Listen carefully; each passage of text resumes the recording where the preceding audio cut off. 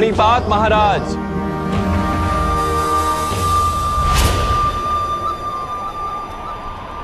कल्याण हो वासुदेव। हस्तिनापुर की इस राजसभा में यादव श्रेष्ठ श्रीमान वासुदेव का स्वागत है। हे वासुदेव, कुरुओं का ये महान वंश आज संकट का भागी बन बैठा। कैसे रात्रि का आगमन टिंगर की ध्वनि से जाना जाता है, वैसे पंच का नाश हम वृद्धों के हताशा से भरी श्वास की ध्वनि से जाना जाता है।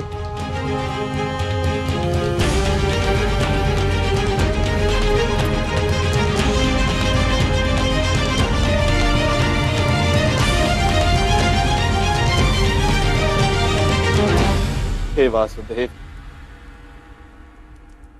इस संघर्ष को अंत करने का मार्ग अब केवल आप ही दिखा सकते हैं।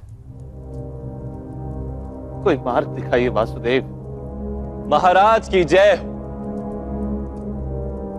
महाराज, पांडवों को उनका राज्य लौटा दीजिए और अपने पुत्रों को प्रायश्चित और दंड के लिए सज्ज कीजिए।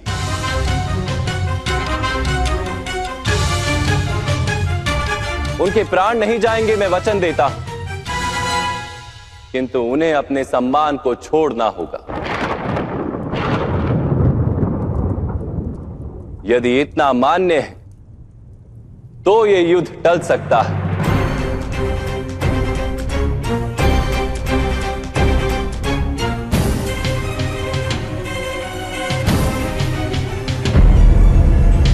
वासुदेव,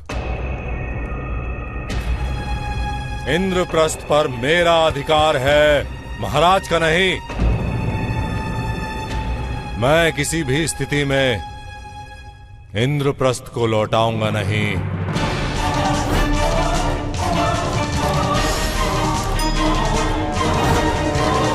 और जब तक पांडव इंद्रप्रस्थ के राजा नहीं, उन्हें युद्ध का अधिकार ही नहीं। वासुदेव, अन्याय के विरुद्ध युद्ध करने का अधिकार सबका है।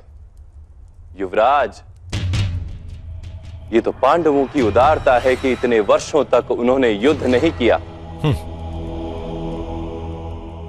महाराज का सम्मान किया पद पद पर। वास्तव में किसी भी स्थिति का अंत उस स्थिति के आरंभ से ही निश्चित हो जाता है। नीम के वृक्ष पर आम के फल नहीं लगते कभी। महाराज, इस संघर्ष का आरंभ भी उसी दिन हो गया था जिस दिन महाराज पांडु का देहांत उस वन में हुआ था और उनके पुत्र हस्तिनापुर पधारे थे।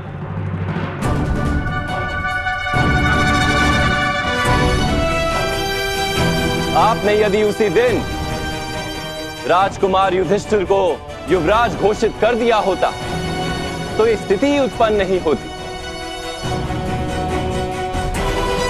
किंतु आपसे आपके सिंहासन का मोह त्यागा नहीं गया।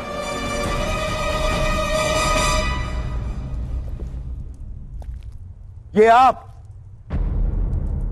किस प्रकार की भाषा का प्रयोग कर रहे हैं वासुदेव? आप शांति का प्रस्ताव लेकर आए हैं या संघर्ष का आवाहन देने? गांधार राज, सत्य को अपमान वही मानता है जिसे असत्य से कोई लाभ हो। किंतु सत्य तो यह है वासुदेव कि एक राजा का पुत्र ही राजा बनता है। किंतु आप तो कार्यकारी राजा हैं महाराज।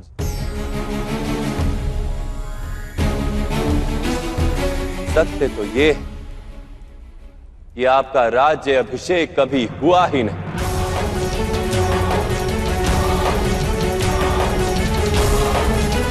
तो आपके पुत्रों को सिंहासन किस प्रकार प्राप्त हो सकता है?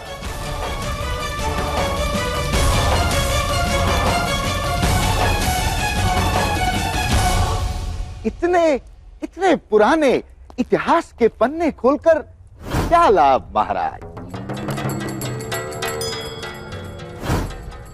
वासुदेव, सत्य तो यह है कि युद्ध सभा के अंत में पांडवों ने स्वीकार किया था कि वो 1 वर्ष का अज्ञातवास भोगेंगे, किंतु मेरे बच्चे दुर्योधन 1 वर्ष पूर्ण होने से पहले अर्जुन को ढूंढ लिया। हम पांडवों को वनवास से मुक्ति देने को सज्ज हैं, यदि वे युद्ध का हठ छोड़ दे। मंदिर के प्रांगण में करने से भी अनुचित कार्य उचित नहीं हो जाता गांधार राज। द्यूत सभा ही अधर्म थी, इसलिए उसके परिणामों का कोई महत्व नहीं।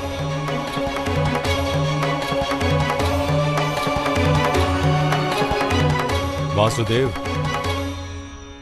क्या भ्राता युधिष्ठिर ने जान करके अपनी संपत्ति, अपने भाई, अपनी पत्नी और स्वयं अपने आप को दांव पर नहीं लगाया था?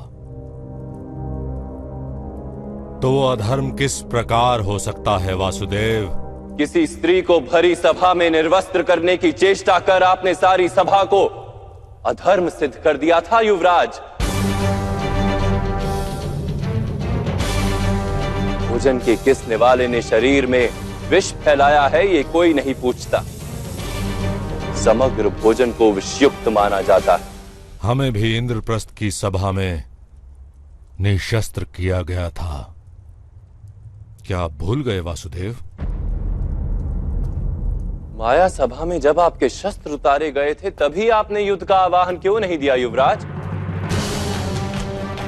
युद्ध सभा में प्रपंच करके एक स्त्री को निर्वस्त्र करने की योजना क्यों बनाई आपने? सत्य तो ये है कि आपके पास युद्ध का सामर्थ्य ही नहीं।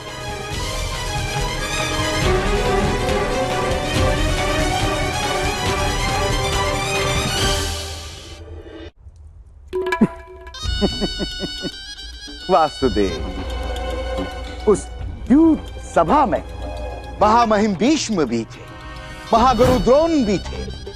क्या इन्होंने भी अधर्म किया? अवश्य किया था।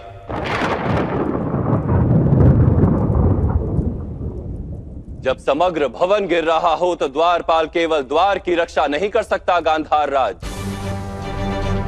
जब समाज के विरुद्ध कोई अपराध कर रहा हो, जब मानवता के विरुद्ध कोई अपराध कर रहा हो, तो केवल अपने व्यक्तिगत धर्म को संभालना अनर्थकारी होता है। धर्म का ये ऐसा विचित्र रूप है जिसे मैं मान्य नहीं कर सकता।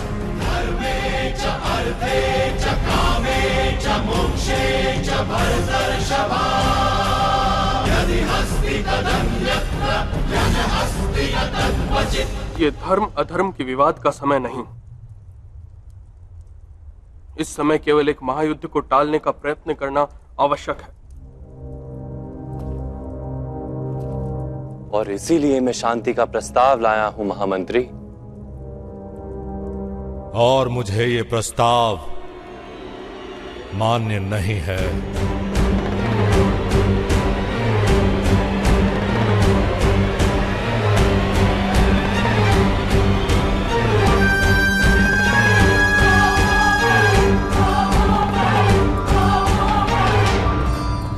यदि इस समय सभा का त्याग करेंगे युवराज, तो हमारा मिलना अब रणभूमि में होगा महाराज। दुर्योधन, ठहरो।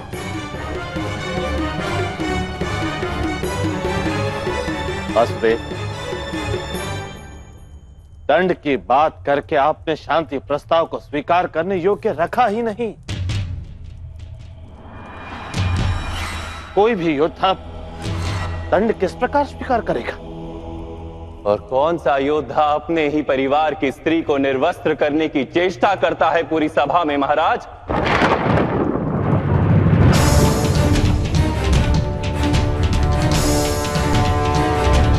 और अपराध करने के पश्चात दंड से भयभीत होने का क्या तात्पर्य है? किंतु फिर भी मैं वचन देता, द्रुपद कन्या के चरण स्पर्श कर क्षमा मांग ली जाए तो पांडव उसे भी दंड मान लेंगे।